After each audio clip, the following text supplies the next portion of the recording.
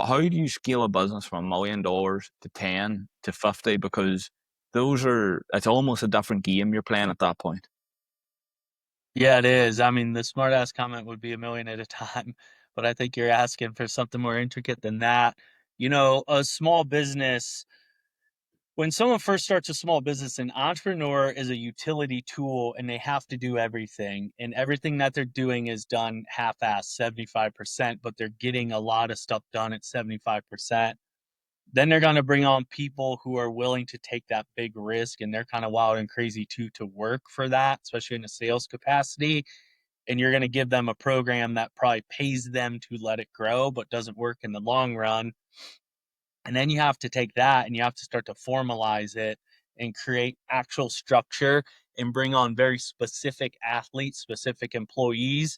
And you have to start to compartmentalize the company out and have really dedicated positions, roles, and responsibilities so that that can then grow. Because the next round of team members you're going to hire are not cowboys that can handle hecticness. They're not wild and crazy. They're not getting in a wagon moving west and getting shot at by the damn Indians, right? They want consistency. They want a 9 to 5. They want PTO. They want retirement. Those are not cowboys. Those are people who live in the cabins because the cowboys settled the Wild West, right? And that creates scale. So people think scale is more sales or more revenue. It's actually a stronger foundation so that you can grow. Because if you're not ready to handle Johnny Susie, who needs to look at the business and go, it's settled, I know what to do, things come across my desk, I do them well, you're never going to retain talent. And then it doesn't matter if you have 100 million in sales, it'll collapse because you won't have anything to support it. A lot of times when businesses get acquired, they take the current CEO owner out, pat him on the head, put him on a board of directors, and bring in a real CEO. A lot of times an entrepreneur does not make a real CEO because that what got the job done, everything being done 75% doesn't work anymore. Things need done 99% correct.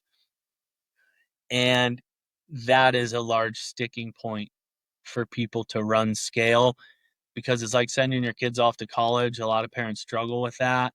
You got to be able to let go and let really talented people come in really small areas and pay them well and trust that it's still going to work.